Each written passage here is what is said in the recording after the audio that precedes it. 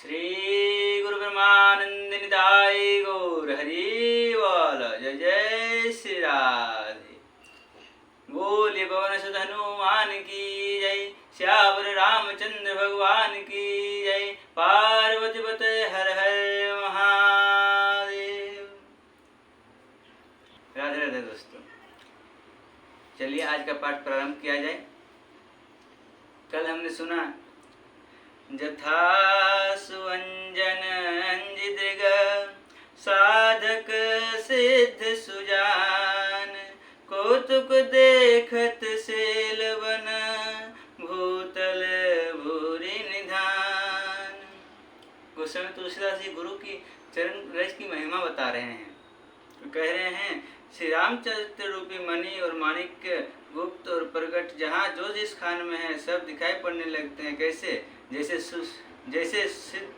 सिद्धांजन को नेत्रों में लगाकर साधक सिद्ध और सुजान पर्वतों वनों और पृथ्वी के अंदर कौतुक से ही बहुत सी खाने देखते हैं। गुरुपद रज मृदु मंजुल अंजन, नयन यमिय दिग दोष विभंजन, तहि करि विमल विवेक विलोचन, वर्णऊ रामचरित भव मोचन। वो कहते हैं श्री गुरु महाराज के चरणों की रज कोमल और सुंदर नयनामृत अंजन है, जो नेत्रों के दोषों का नाश करने वाला है। उस अंजन से विवेक रूपी नेत्रों को निर्मल करके मैं संसार रूपी बंधन से छुड़ाने वाले श्री रामचरित्र का वर्णन करता हूँ। अब आगे क्या कहते हैं?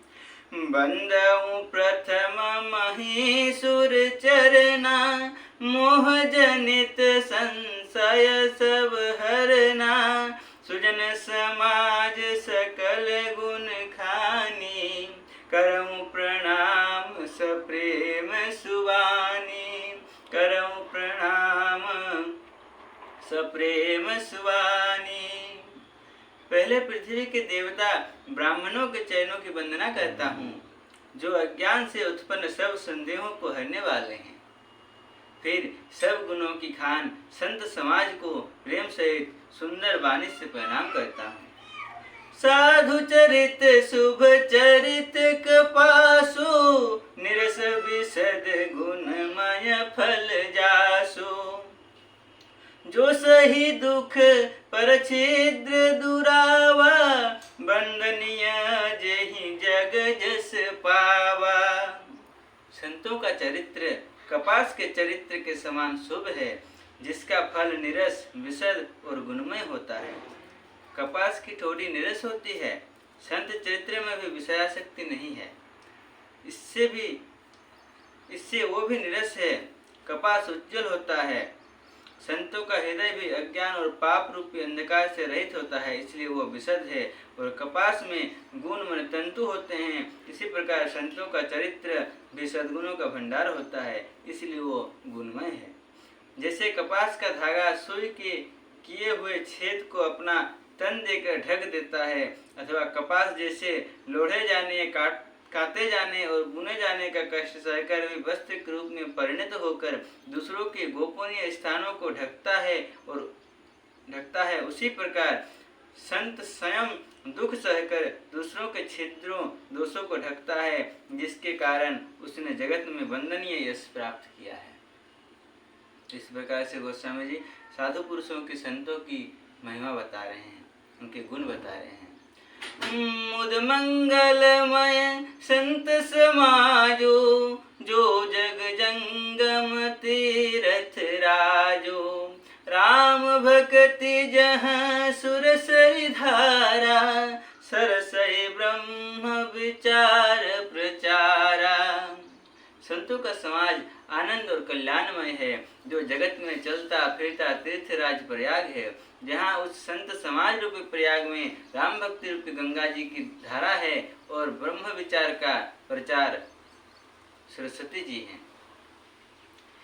विधि निषेधमय कलिमल हरनी, कर्म कथा रविनंदनी बरनी, हरिहर कथा विराजति बेनी, सुन सुनत सकल मुद मंगल देनी।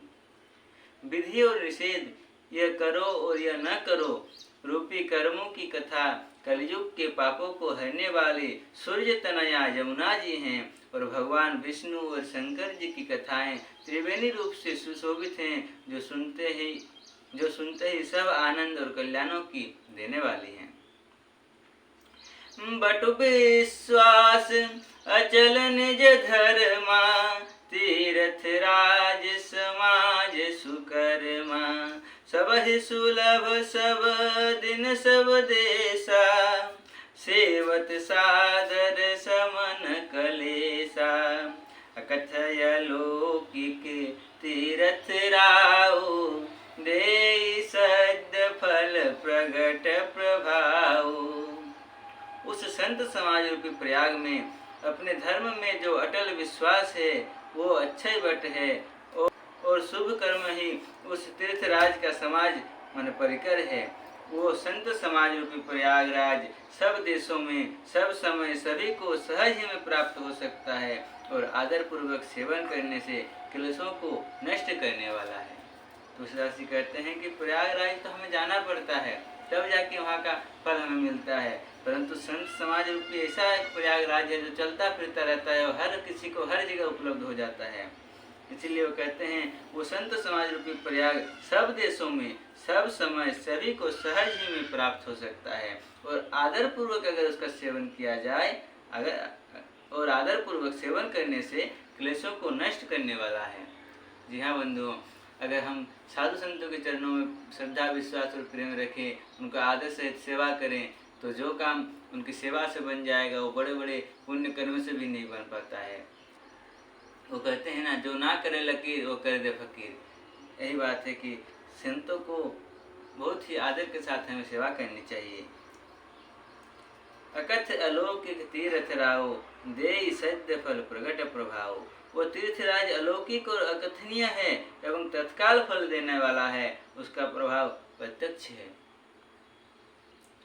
और इन साधु संतों की सेवा का फल हमें बहुत विलंब से नहीं बल्कि तत्काल मिल जाता है। और तो और शास्त्रों में ऐसा कहा गया है कि गंगा जी यमुना जी में स्नान करने पर पाप जाते हैं, पुण्य की प्राप्ति होती है, परंतु साधु संतों के तो दर्शन मात्र से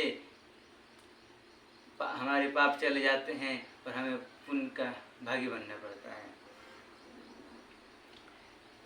सुनी समुझहि जन मुदित मन, मज्जहि अति अनुराग, लहहि चारि फल अछत तनु, साधु समाज प्रयाग।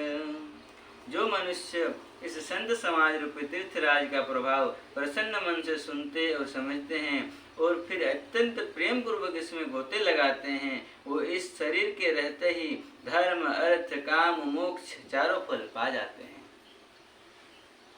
गोस्वामी तुलसीदास जी यहाँ कहते हैं कि जो भी मनुष्य इस संत समाज रूपी तीर्थराज का प्रभाव प्रसन्न मन से सुनते हैं, जो भी हमने यहाँ पर कहा उसको अगर कोई बहुत ही प्रसन्न मन से सुने और समझे और फिर अत्यंत प्रेम पूर्वक साधु संतों के चरणों में प्रेम करे, यानी कि इस तीर्थराज में प्रेम पूर्वक गोते लगाए, तो वो इस शरीर के रहते ही जो चार पदार्थ होते हैं धर्म अर्थ काम मोक्ष सब उनको मिल जाता है।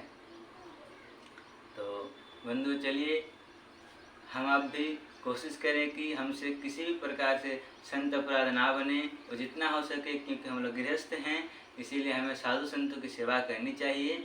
आज का पाठ इसी शिक्षा को ग्रहण करते हुए यहाँ विश्राम करते हैं। कल मिलते हैं, आगे का पाठ करते हैं। राधे राधे।